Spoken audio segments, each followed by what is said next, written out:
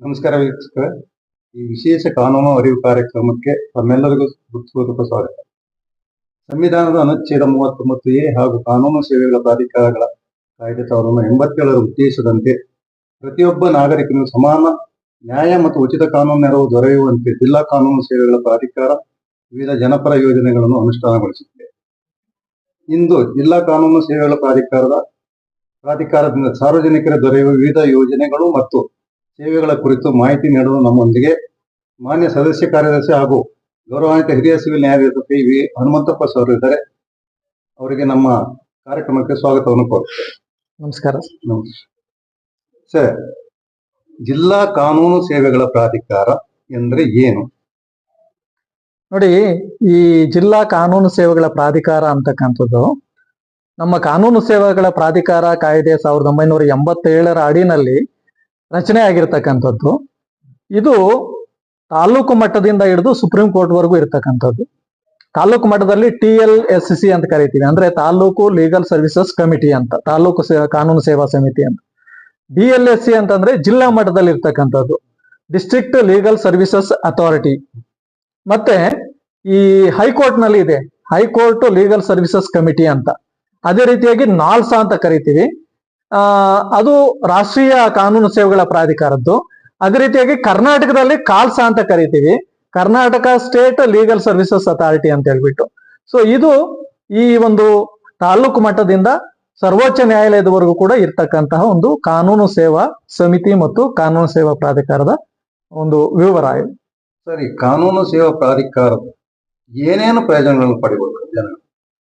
ಇದು ಕಾನೂನು ಸೇವಾ ಪ್ರಾಧಿಕಾರದಲ್ಲಿ ಇಂಥದ್ದೇ ಅಂತ ಹೇಳ್ಬಿಟ್ಟು ನಿರ್ದಿಷ್ಟವಾಗಿ ನಾವು ಹೇಳಲಿಕ್ಕಾಗೋದಿಲ್ಲ. ಯಾಕಂತಂದ್ರೆ ಇದ್ರ ಮುಖ್ಯ ಉದ್ದೇಶ ಏನು ಅಂತಂದ್ರೆ, ಕಾನೂನು ಸೇವಾ ಪ್ರಾಧಿಕಾರದಲ್ಲಿ ಈಗ ಹಣ ಇರ್ತಕ್ಕಂಥವ್ರು, ಶ್ರೀಮಂತರು, ಬಲಾಢ್ಯರು, ಅವರು ಕಾನೂನನ್ನ ಕೆಲವು ಸಂದರ್ಭಗಳಲ್ಲಿ ಕೊಂಡುಕೊಳ್ತಕ್ಕಂತಹ ಪರಿಸ್ಥಿತಿ ಇದೆ ಅಂತಕ್ಕಂಥದ್ದು ಜನಸಾಮಾನ್ಯರಲ್ಲಿ ಇರ್ತಕ್ಕಂತಹ ಒಂದು ಮಾತು.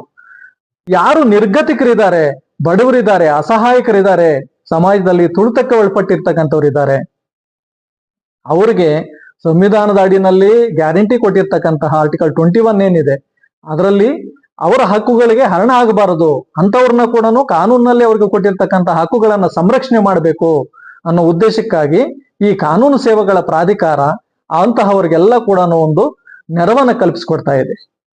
ಈ ಯೋಜನೆಗಳ ಪ್ರಯೋಜನ ಯಾರ್ಯಾರಿಗೆ ದೊರೆಯುತ್ತದೆ?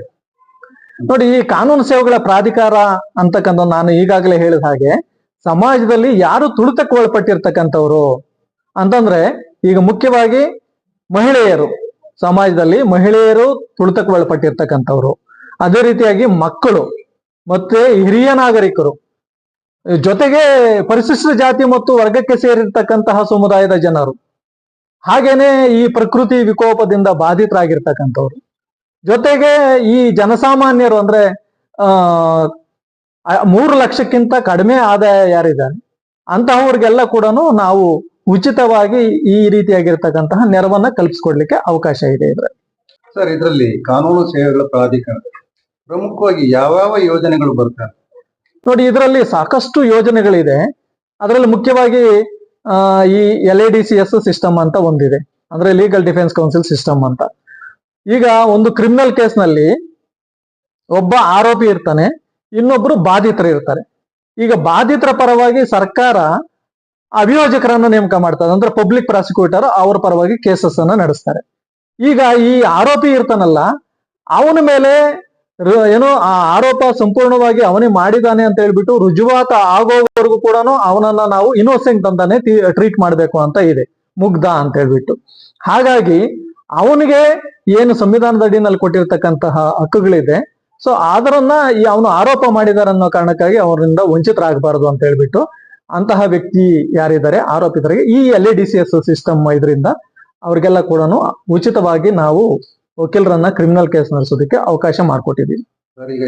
ಅದೇ ರೀತಿಯಾಗಿ ಇನ್ನೊಂದು ಪ್ಯಾನಲ್ ಅಡ್ವೊಕೇಟ್ ಸಿಸ್ಟಮ್ ಅಂತ ಇದೆ. ಈ ಪ್ಯಾನಲ್ ಅಡ್ವೊಕೇಟ್ ಸಿಸ್ಟಮ್ ಅಲ್ಲಿ ಏನಾಗ್ತದೆ, ಯಾರು ಸಿವಿಲ್ ಕೇಸ್ಗಳಿಗೆ ಸಂಬಂಧಪಟ್ಟಂತೆ, ಕ್ರಿಮಿನಲ್ ಕೇಸ್ಗಳಿಗೆ LADCS ಇದೆ, ಸಿವಿಲ್ ಕೇಸಸ್ಗೆ ಪ್ಯಾನಲ್ ಅಡ್ವೊಕೇಟ್ಸ್ ಅಂತ ಹೇಳ್ಬಿಟ್ಟು ನೇಮಕ ಮಾಡಿರ್ತೀವಿ. ಅವರು ಪ್ಯಾನಲ್ ಅಡ್ವೊಕೇಟ್ಸ್ ಸಿವಿಲ್ ಕೇಸ್ಗಳನ್ನ ನಡೆಸೋದಕ್ಕೆ ಉಚಿತವಾಗಿ ನಾವು ಅವರನ್ನು ನೇಮಕ ಮಾಡಿ ಕೊಡ್ತೇವೆ. ನೋಡಿ, ಈ DLSA ಮುಖಾಂತರವಾಗಿ ಸಾರ್ವಜನಿಕರಿಗೆ ನಾವು ಯಾವ್ಯಾವ ರೀತಿಯಾಗಿರ್ತಕ್ಕಂತಹ ಸವಲತ್ತುಗಳನ್ನ ಕೊಡ್ತೀವಿ ಅಂತಂದ್ರೆ, ಇವರು ಫಸ್ಟ್ ಉಚಿತವಾಗಿ ಅವರಿಗೆ ಮಾಹಿತಿಯನ್ನ ಕೊಡ್ತೀವಿ. ಈಗ ಕೆಲವರು ಕೇಸ್ ಹಾಕ್ಬೇಕು ಅಂತ ಇರೋದಿಲ್ಲ, ಬಂದು ಉಚಿತವಾಗಿ ಮಾಹಿತಿಯನ್ನ ನಮ್ಗೆ ಸಲಹೆಯನ್ನ ಕೊಡಿ ಸರ್ ಇಂತಹ ಕೇಸ್ಗಳಲ್ಲಿ ಅಂತ ಹೇಳ್ಬಿಟ್ಟು ಅಂತದ್ರಲ್ಲಿ ನಾವು ಅವ್ರಿಗೆ ಉಚಿತವಾಗಿ ಸಲಹೆಯನ್ನ ಕೊಡ್ತೀವಿ.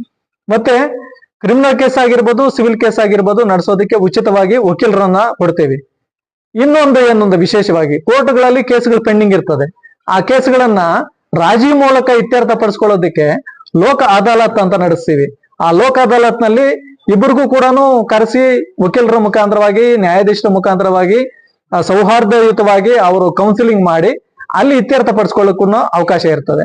ಇನ್ನೊಂದು ಅವಕಾಶ ಇದೆ, ಏನು ಮೀಡಿಯೇಷನ್ ಅಂತ ಹೇಳ್ಬಿಟ್ಟು ಮಧ್ಯಸ್ಥಗಾರಿಕೆ ಅಂತ.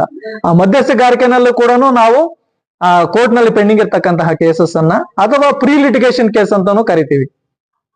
ಕೋರ್ಟ್ಗೆ ಕೇಸ್ ಹಾಕೋದ್ ಬೇಕಿಲ್ಲ, ನೇರವಾಗಿ ನಮ್ಮ ಕಾನೂನು ಸೇವಾ ಪ್ರಾಧಿಕಾರಕ್ಕೆ ಅರ್ಜಿಯನ್ನ ಕೊಟ್ಟಾಗ ಆ ಎದುರುದಾರ ಪಕ್ಷಗಾರನ್ನ ಕರೆಸಿ ನಾವು ಇಬ್ಬರನ್ನ ಕೂಡಿಸಿ ಕೌನ್ಸಿಲಿಂಗ್ ಮಾಡ್ತೀವಿ. ಅದನ್ನ ಮೀಡಿಯೇಷನ್ಗೂ ರೆಫರ್ ಮಾಡ್ತೀವಿ. ಅಲ್ಲಿ ಮುಖಾಂತರವಾಗಿ ಮೀಡಿಯೇಷನ್ ಮುಖಾಂತರವಾಗಿ ಕೂಡ ಇತ್ಯರ್ಥ ಪಡಿಸ್ಕೊಳ್ಳಿಕ್ಕೆ ಅವಕಾಶ ಇರ್ತದೆ. ಇದ್ರ ಜೊತೆನಲ್ಲಿ ಶಾಲಾ ಕಾಲೇಜುಗಳಿಗೆ ಮತ್ತೆ ಹಾಸ್ಟೆಲ್ಸ್ಗೆ, ಮಹಿಳೆಯರಿಗೆ ಸಂಬಂಧಪಟ್ಟಿರ್ತಕ್ಕಂತಹ ಕಾನೂನುಗಳು ಇವೆಲ್ಲ ಕೂಡ ಆ ಒಂದು ಶಾಲಾ ಕಾಲೇಜುಗಳಿಗೆ ಹೋಗಿ ನಾವು ಅವರಿಗೆ ಅರಿವನ್ನ ಮೂಡಿಸ್ತೀವಿ. ಮಹಿಳೆಯರಿಗೆ ಸಂಬಂಧಪಟ್ಟಿರ್ತಕ್ಕ ಕಾನೂನು ಏನು ಇದೆ, ಮಕ್ಕಳಿಗೆ ಸಂಬಂಧಪಟ್ಟಿರ್ತಕ್ಕಂತಹ ಕಾನೂನುಗಳು ಯಾವ್ಯಾವ ರೀತಿಯಾಗಿರ್ತಕ್ಕಂಥದ್ದಿದೆ, ಪರಿಶಿಷ್ಟ ಜಾತಿ ಮತ್ತು ವರ್ಗಕ್ಕೆ ಸೇರಿರ್ತಕ್ಕಂತಹ ಸಮುದಾಯದ ಜನರಿಗೆ ಇರ್ತಕ್ಕಂತಹ ಕಾನೂನುಗಳಿಗೆ, ಹಿರಿಯ ನಾಗರಿಕರಿಗೆ ಇರ್ತಕ್ಕಂತಹ ಕಾನೂನುಗಳಿಗೆ, ಈ ರೀತಿ ಯಾರ್ಯಾರು ಬಾಧಿತರಿದ್ದಾರೋ ಅಂತವ್ರಿಗಿರ್ತಕ್ಕಂತಹ ಕಾನೂನುಗಳ ಬಗ್ಗೆ ಅವರಿಗೆ ಮಾಹಿತಿಯನ್ನ ಸಹ ಕಲ್ಪಿಸ್ಕೊಡೋದಕ್ಕೆ ಈ ಒಂದು ಕಾನೂನು ಸೇವಾ ಪ್ರಾಧಿಕಾರದಲ್ಲಿ ಸಾರ್ವಜನಿಕರ ಒಂದು ಸೌಲಭ್ಯಗಳನ್ನ ಕಲ್ಪಿಸ್ಕೊಡೋಕೆ ಅವಕಾಶ ಇದೆ. ಸರ್, ಇದು ಕಾನೂನು ಸೇವಾ ಪ್ರಾಧಿಕಾರದ ವತಿಯಿಂದ ಲೋಕ ಅದಾಲತ್ ಅಂತ ನಡೆಸ್ತಾ ಇರ್ತಾರೆ. ಆ ಲೋಕ ಅದಾಲತ್ ಅಂದ್ರೆ ಏನು, ಅದ್ರ ಪ್ರಯೋಜನ ಯಾರ್ಯಾರು ಪಡ್ಕೊಳ್ಬೋದು, ತಾವು ಸ್ವಲ್ಪ ವಿವರವಾಗಿ ತಿಳಿಸ್ಕೊಟ್ರೆ ಜನಗಳಿಗೆ. ನೋಡಿ, ಲೋಕ ಅದಾಲತ್ ಅಂತಂದ್ರೆ ಜನತಾ ನ್ಯಾಯಾಲಯ ಅಂತ. ಸೊ ಇದರಲ್ಲಿ ಏನಾಗ್ತದೆ ಅಂತಂದ್ರೆ, ಈಗ ಯಾವುದೇ ಒಬ್ಬ ಕಕ್ಷಿದಾರ ಕೇಸನ್ನ ಹಾಕಿದಾಗ ಕಾನೂನುಬದ್ಧವಾಗಿ ನಡಿಬೇಕು ಅಂತಂದ್ರೆ ಕೋರ್ಟ್ ನಲ್ಲೇ ನಡಿಬೇಕಾಗ್ತದೆ, ನಿಯಮಾನುಸಾರ ಅದು ಇತ್ಯರ್ಥ ಆಗ್ಬೇಕಾಗ್ತದೆ. ಆದ್ರೆ ನಾವು ADR ಸಿಸ್ಟಮ್ ಅಂತ ಇದೆ, ಆಲ್ಟರ್ನೇಟಿವ್ ಡಿಸ್ಪ್ಯೂಟ್ ರೆಸೊಲ್ಯೂಷನ್ ಅಂತ ಹೇಳ್ಬಿಟ್ಟು ಪರ್ಯಾಯವಾಗಿರ್ತಕ್ಕಂತಹ ಒಂದು ಇದನ್ನ ಏನ್ ಮಾಡ್ತೀವಿ, ನೀವು ನ್ಯಾಯಾಲಯದಲ್ಲಿ ಇರ್ತಕ್ಕಂತಹ ಕೇಸಸ್ ಅನ್ನ ಈ ಲೋಕ ಅದಾಲತ್ಗೆ ರೆಫರ್ ಮಾಡ್ತಾರೆ. ಲೋಕ ಅದಾಲತ್ ನಲ್ಲಿ ಒಬ್ಬ ಜುಡಿಷಿಯಲ್ ಕನ್ಸಿಲೇಟರ್ ಇರ್ತಾರೆ, ಇನ್ನೊಬ್ರು ನಾನ್ ಜುಡಿಷಿಯಲ್ ಕನ್ಸಿಲೇಟರ್ ಇರ್ತಾರೆ. ಇಬ್ಬರು ಕೂಡ ಪಕ್ಷಗಾರರನ್ನ ಕರೆಸಿ ಅವರ ಕೇಸ್ಗಳ ಬಗ್ಗೆ ಅವ್ರು ಹಾಕಿರ್ತಕ್ಕಂತಹ ಪ್ಲೈಂಟ್ ಆಗಿರ್ಬೋದು, ರಿಟರ್ನ್ ಸ್ಟೇಟ್ಮೆಂಟ್ ಅವುಗಳನ್ನ ಪರಿಶೀಲನೆ ಮಾಡಿ ಇಬ್ಬರನ್ನ ಕೂಡ ಒಂದು ಈ ಕೌನ್ಸಿಲಿಂಗ್ ಮುಖಾಂತರವಾಗಿ ಇತ್ಯರ್ಥ ಪಡಿಸ್ಕೊಳ್ಳೋದಕ್ಕೆ ಅವಕಾಶವನ್ನ ಕಲ್ಪಿಸ್ಕೊಡ್ತಾರೆ. ಅದರಲ್ಲಿ ಏನಾಗ್ತದೆ, ಪಕ್ಷಗಾರರೇ ತಮ್ಮ ಕೇಸ್ಗಳಿಗೆ ಸಂಬಂಧಪಟ್ಟಂತೆ ವಕೀಲರ ರೀತಿಯಲ್ಲಿ ಮುಕ್ತವಾಗಿ ಹೇಳ್ಬೋದು. ಅಲ್ಲಿ ವಕೀಲರ ಜೊತೆನಲ್ಲಿ ಸಹಕಾರ ಬೇಕು ಅಂತಂದ್ರೆ ಅವರನ್ನ ಸಹ ಜೊತೆಯಲ್ಲಿ ಇಟ್ಕೊಂಡು ಹೇಳ್ಬೋದು. ಇಲ್ಲ ವಕೀಲರು ಬೇಡ ಅಂತಂದಾಗ ಪಕ್ಷಗಾರರೇ ಬಂದು ನೇರವಾಗಿ ಆ ಒಂದು ಕನ್ಸಿಲೇಟರ್ ಇದರ ಜೊತೆನಲ್ಲಿ ಸಂವಾದ ಮಾಡಿ ಹೇಳಲಿಕ್ಕೆ ಆಗ್ತದೆ. ಆ ಉಭಯ ಪಕ್ಷಗಾರರು ಸಹ ಒಪ್ಪಿದ ರೀತಿನಲ್ಲಿ ಅವರ ಏನು ಷರತ್ತುಬದ್ಧ ಇರ್ತದೋ ಟರ್ಮ್ಸ್ ಅಂಡ್ ಕಂಡೀಷನ್ಸ್ ಅದರ ಪ್ರಕಾರವಾಗಿ ಅವರು ಒಂದು ರಾಜಿ ಅರ್ಜಿಯನ್ನ ಸಲ್ಲಿಸಿದಾಗ ಆ ರಾಜಿ ಅರ್ಜಿಯನ್ನ ಮತ್ತೆ ಪಕ್ಷಗಾರರಿಗೆ ಓದಿ ಹೇಳ್ತೀವಿ. ಅವರು ಅದನ್ನ ಒಪ್ಪಿದ ನಂತರ ಅವರ ಸಹಿಯನ್ನ ಪಡೆದುಕೊಂಡು ಸೊ ಅದನ್ನ ಈ ಜನತಾ ನ್ಯಾಯಾಲಯದಲ್ಲಿ ಅಲೋ ಮಾಡಿ ಅದನ್ನ ಡಿಕ್ರಿ ಅಂತ ಹೇಳ್ಬಿಟ್ಟು ಮಾಡ್ತೀವಿ. ಈಗ ಸಿವಿಲ್ ಕೋರ್ಟ್ ನಲ್ಲಿ ಏನು ಡಿಕ್ರಿ ಆಗ್ತದೋ ಅದೇ ರೀತಿಯಾಗಿರ್ತಕ್ಕಂತಹ ಕಾನೂನಿನ ಮಾನ್ಯತೆಯನ್ನ ನಾವು ಲೋಕ ಅದಾಲತ್ ನಲ್ಲಿ ಆಗಿರ್ತಕ್ಕಂತಹ ಡಿಕ್ರಿ ಅಥವಾ ಅವಾರ್ಡ್ಗೂ ಕೂಡ ಅದೇ ವೇಟೇಜ್ ಇರ್ತಕ್ಕಂಥದ್ದು. ಸೊ ಹಾಗಾಗಿ ಅಲ್ಲಿ ತೀರ್ಮಾನ ಆಗಿದೆ ಅಂತಂದಾಗ ಅದಕ್ಕೂ ಕೂಡ ನ್ಯಾಯಾಲಯದಲ್ಲಿ ಸೇಮ್ ಒಂದು ಕಾನೂನಿನ ಮಾನ್ಯತೆಯನ್ನ ಕಲ್ಪಿಸಿಕೊಳ್ಳಲಾಗಿದೆ. ಇನ್ನೊಂದು ಪ್ರಶ್ನೆ, ಲೋಕ ಅದಾಲತ್ ತೀರ್ಮಾನ ಆದಂತ ಕೇಸ್ ಅದ್ರ ಮೇಲೆ ಪುನಃ ಅಪೀಲ್ ಏನಾದ್ರು ಹಾಕೋದಕ್ಕೆ ಇಲ್ಲ. ಆ ಒಂದು ಲೋಕ ಅದಾಲತ್ ನಲ್ಲಿ ಸಂಬಂಧಪಟ್ಟಿರ್ತಕ್ಕಂಥದ್ದು ಉಭಯ ಪಕ್ಷಗಾರರು ಸಹ ಅವರೇ ಒಪ್ಪಿ ರಾಜಿಗೆ ಬಂದಿರೋದ್ರಿಂದ ಅದರ ಮೇಲೆ ಅಪೀಲ್ ಮಾಡ್ಲಿಕ್ಕೆ ಇಲ್ಲ. ಮತ್ತೆ ಅದೇ ರೀತಿ ಮಧ್ಯಸ್ಥಗಾರಿಕೆಗೆ ಸಂಬಂಧಪಟ್ಟಂತೂ ಕೂಡ ಅಪೀಲ್ ಮಾಡ್ಲಿಕ್ಕೆ ಬರೋದಿಲ್ಲ.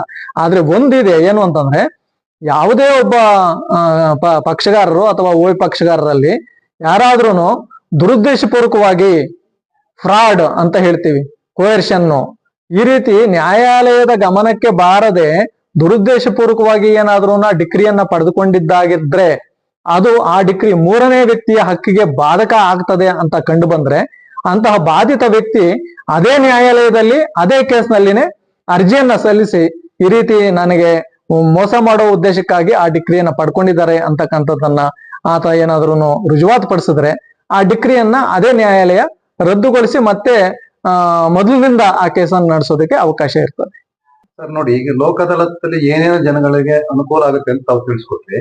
ಈ ಲೋಕದ ಅದಾಲತ್ನ ಈ ವರ್ಷದಲ್ಲಿ ಎಷ್ಟು ಸಾರಿ ಮಾಡಕ್ ಸಾಧ್ಯ ಮತ್ತೆ ಎಷ್ಟೆಷ್ಟು ಸಾರಿ ನೀವು ಮಾಡ್ತಾ ಇದ್ದೀರಿ? ಸಾಮಾನ್ಯವಾಗಿ ನಾವು ವರ್ಷದಲ್ಲಿ 4 ಲೋಕ ಅದಾಲತ್ ಅಂದ್ರೆ ಈ national legal services authority directions ಪ್ರಕಾರವಾಗಿ ರಾಷ್ಟ್ರೀಯ ಕಾನೂನು ಸೇವೆಗಳ ಪ್ರಾಧಿಕಾರದ ನಿರ್ದೇಶನದ ಮೇರೆಗೆ 4 ಲೋಕ ಅದಾಲತ್ಗಳನ್ನ ನಡೆಸ್ತೀವಿ.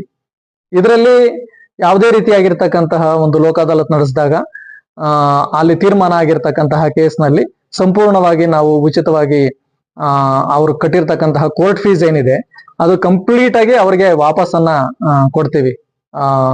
ಕೋರ್ಟ್ಗೆ ಏನ್ ಫೀಸ್ ಕಟ್ಟಿದ್ದಾರೆ ಅದೆಲ್ಲ ಕೂಡ ಮತ್ತೆ ಅವ್ರಿಗೆ ಸಮಯದ ಉಳಿತಾಯ ಆಗ್ತದೆ, ದ್ವೇಷ ಹೋಗ್ತದೆ. ಇಬ್ರು ಕೂಡ ವಿನ್ ವಿನ್ ಸಿಚುಯೇಷನ್ ಅಂದ್ರೆ ಇಬ್ರು ಗೆದ್ದ ರೀತಿಯಲ್ಲಿ ಅವರ ಒಂದು ಬಾಂಧವ್ಯ ಉಳಿಸೋದಕ್ಕೆ ಇದು ಲೋಕ ಅದಾಲತ್ ತುಂಬಾ ಉತ್ತಮವಾಗಿರ್ತಕ್ಕಂತಹ ಒಂದು ವೇದಿಕೆ ಆಗಿರ್ತದೆ. ಅಂದ್ರೆ ನಿಮ್ದು ಇಬ್ರು ಮುಖದಲ್ಲೂ ನಗು ಮುಖ ನೋಡ್ಕೊಂಡು ಹೋಗ್ಬೇಕು, ಯಾರು ದ್ವೇಷ ಸಾಧಿಸ್ಕೊಂಡು ಹೋಗ್ಬಾರ್ದು ಅನ್ನೋದು ತಮ್ಮ. ಹೌದೌದು, ಈ ಲೋಕ ಅದಾಲತ್ನ ಮುಖ್ಯ ಉದ್ದೇಶನೇ ಅದು. ಇಬ್ರು ಕೂಡ ಉಭಯ ಪಕ್ಷಗಾರರು ಕೂಡ ಒಂದು ರೀತಿಯಾಗಿರ್ತಕ್ಕಂಥ ಸಂತೋಷದ ಮನಸ್ಸಿನಿಂದ ಅವರು ಇಬ್ರು ಗೆದ್ದಿದೀವಪ್ಪ ಅಂತಕ್ಕಂಥ ಒಂದು ಭಾವನೆಯಿಂದ ಹೋದಾಗ ನೋಡಿ ಎಷ್ಟು ಒಳ್ಳೇದಾಗ್ತದೆ ಅವ್ರಿಗೆ. ಅಂದ್ರೆ ಅದು ಮಕ್ಕಳಿಗೆ ಕೇಸುಗಳನ್ನ ಬಿಟ್ಕೊಟ್ಟು ಹೋಗುವಂತ ಪರಿಸ್ಥಿತಿ ತಪ್ತದೆ, ದ್ವೇಷ ಎಲ್ಲ ಕೂಡ ಮುಕ್ತಾಯ ಆಗ್ತದೆ, ಇಬ್ಬರು ಕೂಡ ಗೆದ್ದ ರೀತಿನಲ್ಲಿ ಆಗ್ತದೆ, ಇಬ್ಬರಿಗೂ ಮಾನಸಿಕ ನೆಮ್ಮದಿ ಸಿಗ್ತದೆ. ಸೊ ಹಾಗಾಗಿ ಲೋಕ ಅದಾಲತ್ತು ಸಾರ್ವಜನಿಕರು ಕಕ್ಷಿದಾರರು ಬಳಸ್ಕೊಳ್ತಕ್ಕಂಥದ್ದು ತುಂಬಾ ಅವಶ್ಯಕವಾಗಿರ್ತಕ್ಕಂಥ ನಾನು ಹೇಳಲಿಕ್ಕೆ ಬಯಸ್ತೀನಿ. ಎಲ್ಲ ಉಪಯೋಗ ಕಾನೂನು ಸೇವಾ ಪ್ರಾಧಿಕಾರಕ್ಕೆ ಕೊನೆಯದಾಗಿ ತಮ್ಮ ಸಂದೇಶ ಏನು ಸರ್ ಸಾರ್ವಜನಿಕ? ಇದ್ರ ಜೊತೆನಲ್ಲಿ ನಮ್ಗೆ ಇನ್ನೊಂದು ಇದೆ, ವಿಕ್ಟಿಮ್ ಕಾಂಪನ್ಸೇಷನ್ ಅಂತ ಹೇಳ್ಬಿಟ್ಟು ಇದೆ. ಅದೇ ರೀತಿಯಾಗಿ ಈ ಅರಿವನ್ನ ಮೂಡಿಸ್ತಕ್ಕಂಥದ್ದು. ಮತ್ತೆ ಇನ್ನೊಂದು ಪ್ಯಾರಾಲೀಗಲ್ ವಾಲಂಟಿಯರ್ಸ್ ಸಿಸ್ಟಮ್ ಅಂತ ಕೂಡ ಒಂದಿದೆ. ಈ ಪ್ಯಾರಾಲೀಗಲ್ ವಾಲಂಟಿಯರ್ಸ್ ಎಲ್ಲ ಕೂಡ ಯಾರಾದ್ರೂ ಅಂತ ನೊಂದ ವ್ಯಕ್ತಿಗಳಿದಾರೆ ಅಂತಂದ್ರೆ ಅವರ ಮನೆಗಳಿಗೆ ಹೋಗಿ ಅವ್ರಿಗೆ ಸಹಾಯವನ್ನ ಮಾಡ್ತಕ್ಕಂಥದ್ದೆಲ್ಲ ಕೂಡ ಇದೆ. ಒಟ್ಟಾರೆ ನಾವು ಹೇಳ್ತಕ್ಕಂಥದ್ದು ಏನು ಅಂತಂದ್ರೆ, ಯಾವುದೇ ಒಬ್ಬ ವ್ಯಕ್ತಿ ತನಗೆ ಹಣಕಾಸಿನ ಒಂದು ಬೆಂಬಲ ಇಲ್ಲ ಅಂತಾನೋ ಅಥವಾ ತಾನು ಅಂಗವೈಕಲ್ಯವನ್ನ ಪಡೆದಿದ್ದೀನಿ ಅನ್ನೋ ಕಾರಣಕ್ಕಾಗಿ ಸೊ ಯಾರು ಕೂಡ ಅವರಿಗೆ ಕೊಟ್ಟಿರ್ತಕ್ಕಂತಹ ಹಕ್ಕುಗಳಿಂದ ವಂಚಿತರಾಗಬಾರದು ಅನ್ನೋ ಮುಖ್ಯ ಉದ್ದೇಶವನ್ನ ಇಟ್ಕೊಂಡು ಅಂತವ್ರಿಗೆಲ್ರಿಗೂ ಕೂಡ ನಮ್ಮ ಕಾನೂನು ಸೇವಾ ಪ್ರಾಧಿಕಾರ ಒಂದು ಸಹಾಯ ಹಸ್ತವನ್ನ ಚಾಚ್ತಾ ಇದೆ. ಸೊ ಅದರ ಸದುಪಯೋಗವನ್ನ ಸಾರ್ವಜನಿಕರು ಪಡ್ಕೊಳ್ಬೇಕು. ತಾವು ಈ ಕಾರ್ಯಕ್ರಮಕ್ಕೆ ಆಗಮಿಸಿ ಸಾರ್ವಜನಿಕ ಹೆಚ್ಚಿನ ಮಾಹಿತಿಯನ್ನು ಒದಗಿಸಿಕೊಡ ತಮಗೆ ಧನ್ಯವಾದಗಳು. ತಮಗೂ ಧನ್ಯವಾದಗಳು.